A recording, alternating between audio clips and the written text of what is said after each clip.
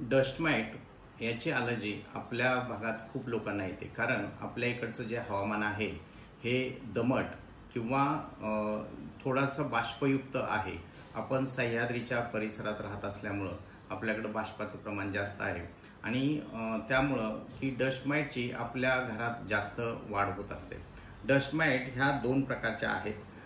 त्याच्यातली पहिली जी फार कॉमन आहे आपल्याकडं, त्याला डर्मॅटोफोगाइड पिट्रिनोसायनस असं नाव आहे. आणि दुसरी जी डस्ट माइट आहे की जिचं प्रमाण आपल्याकडं आहे पण थोड्याशा कमी प्रमाणात आहे, ते डर्मॅटोफोगाइड फॅरॅनी नावाची एक डस्ट माइट असते. ह्या दोन डस्ट माइट आपल्या परिसरात जे काय आम्ही संशोधन केलं आहे त्यामध्ये आपल्याला जास्त प्रमाणात भेटतात.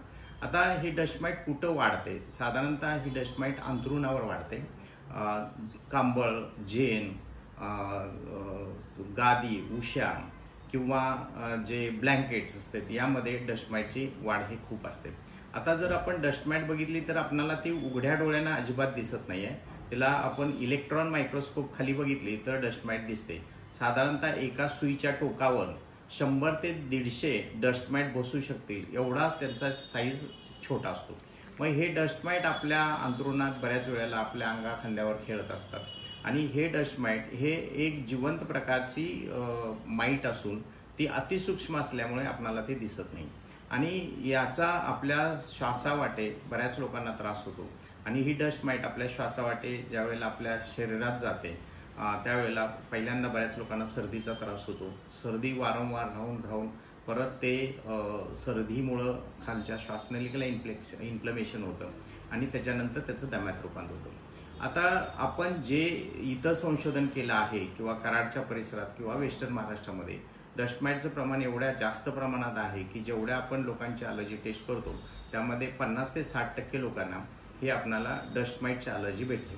आता डस्ट माइट हे टाळता येण्यासारखा प्रकार आहे, कारण जर आपण आपली अंथरुणं पांघरुणं स्वच्छ ठेवली की आपण गाद्यांना प्रॉपर कव्हरिंग केलं, उशांना प्रॉपर कव्हरिंग केलं किंवा ब्लँकेट, कंबळ जे न वापरता त्याऐवजी आपण जर सुती किंवा कॉटनच्या चादरा वापरल्या तर डस्ट माइटचं प्रमाण नक्की कमी होतं. डस्ट माइट कमी करायसाठी दुसरा एक चांगला उपाय म्हणजे की आपल्या बेडरूममध्ये सूर्यप्रकाश येणं फार गरजेचं आहे.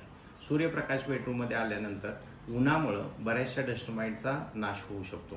किंवा आपली अंथरूण पांघरुणं उन्हात वाळत घालणं हे एक सगळ्यात महत्त्वाचं आहे. म्हणून ज्या वेळेला ऊन असेल त्या वेळेला घरातील अंथरूण पांघरुण बाहेर काढावे, उन्हात वाळवावे, म्हणजे डस्ट माइटचा प्रकार कमी होऊ शकतो. आता डस्ट माइट हे टाळायसाठी हे जे मी उपाय सांगितलेत त्याच्या व्यतिरिक्त काही डस्ट माइटचे स्प्रे सुद्धा आहेत की जे आपण आपल्या अंथरूण पांघरुणं मारले तर ते कमी होते, पण त्याचा फारसा इफेक्ट होत नाही जेवढा उन्हाचा किंवा उन्हात वाळवलेल्या कपड्यांवर जेवढा इफेक्ट होतो तेवढा होत नाही. आणि डस्ट माइटची ॲलर्जी टाळायची असेल तर मी सगळ्यांना सांगेन की तुम्ही उन्हात वाळवलेले कपडे घालणं आणि चादरी ह्या कॉटनच्या असाव्यात. घरात कार्पेट, जेन अशा वस्तू ठेवू नये, बेडरूममध्ये तरी अजिबात ठेवू नये, म्हणजे मग डस्ट माइटचा प्रादुर्भाव कमी होतो. डस्ट माइटची ॲलर्जी आपण कातडीवर ॲलर्जीची टेस्ट करून शोधू शकतो. जर डस्ट माइटचं प्रमाण जास्त असेल तर त्यासाठी डस्ट माइटची ॲलर्जीची वॅक्सिन आहेत, जी ॲलर्जीची वॅक्सिन घेतली तर 50 ते 60% लोकांचा दमा कायमचा बरा होऊ शकतो.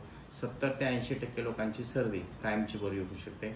आणि डस्ट माइटची ॲलर्जी असेल तर हे इम्युनायझेशन किंवा वॅक्सिनेशन किंवा आपण त्याला लसीकरण असं म्हणू, ही एक सगळ्यात चांगली उपचार पद्धती आहे आणि ती माणसानं किंवा पेशंटनं घेणं फार गरजेचं आहे.